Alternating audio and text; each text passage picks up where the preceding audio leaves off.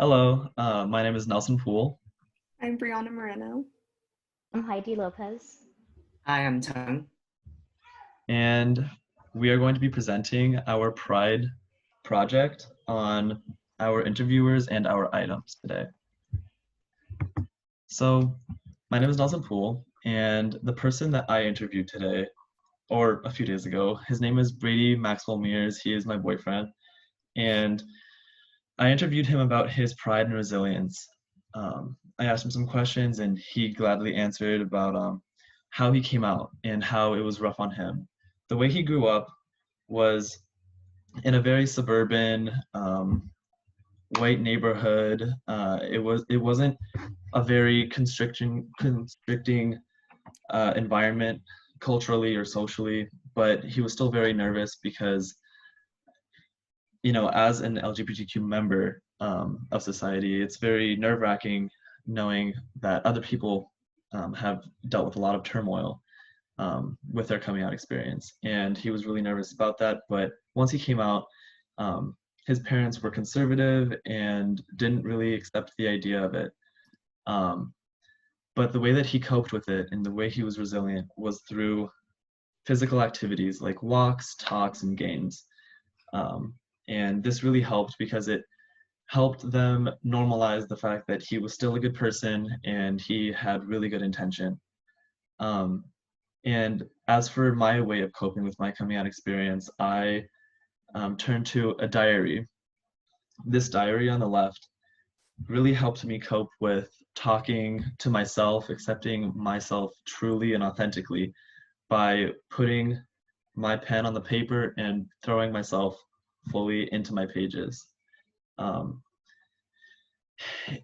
it has everything from my crushes, my hard experiences, my most depressive state through my coming out experience. And so I will cherish it forever and I will never disregard it. Um, all right, next person. Great, thank you, Nelson. I'm Brianna, and my item is on the left here, which is just my art.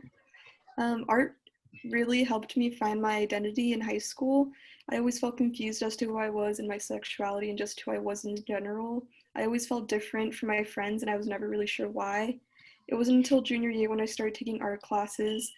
I was introduced to an amazing group of people. They're really accepting and supportive, and this allowed me to be myself without feeling shame or embarrassment.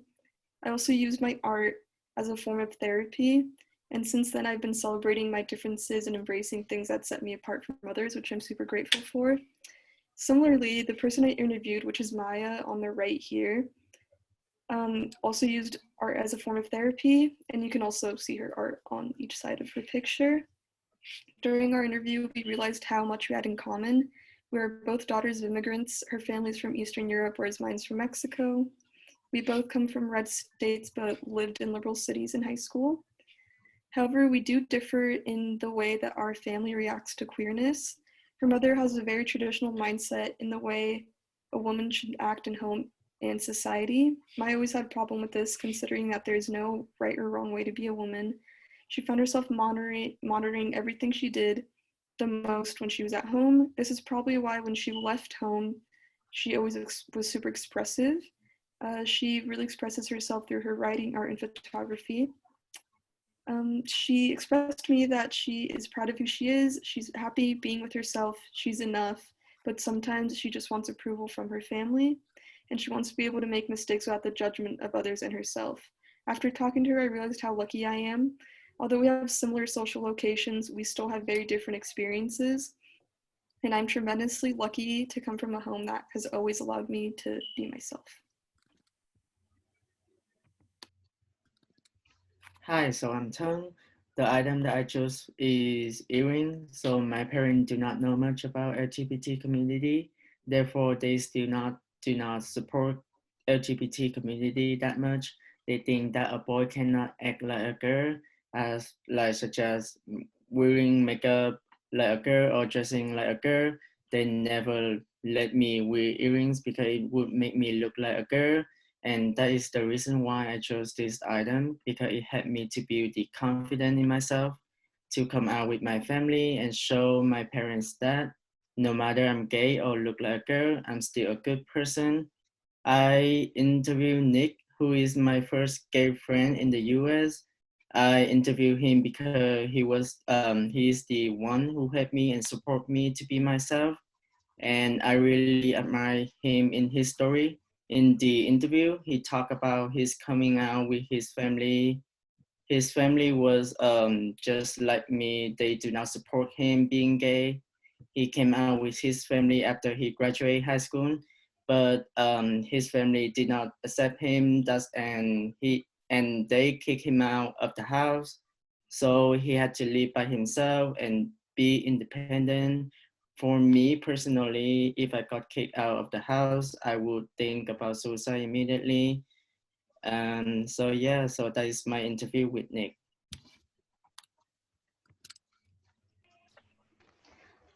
So my item is this white hat with the rainbow on it.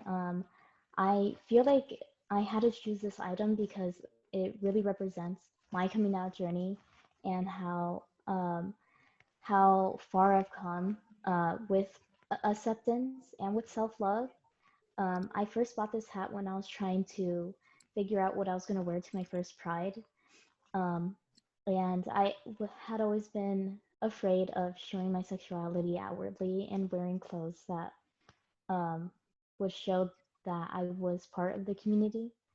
So I'm always really proud to wear items like this because um, I would oftentimes stop myself from being myself. Um, and I feel like this really ties into the interview I had with my girlfriend Phoebe. Um, she came out later in life. She is 19. She is 20 right now, but she came out when she was 19. Um, pretty much right after when she came out to herself, because she had a really hard time figuring out her sexuality because she felt like she couldn't really be gay if she found out so late in life. Because the typical coming out story is usually that we know for years and then um, we struggle with this internally, and she had a very different experience, which really opened my eyes to the very diverse uh, experiences we have in the community, and that there's not just one way of being queer. So I really enjoyed that interview.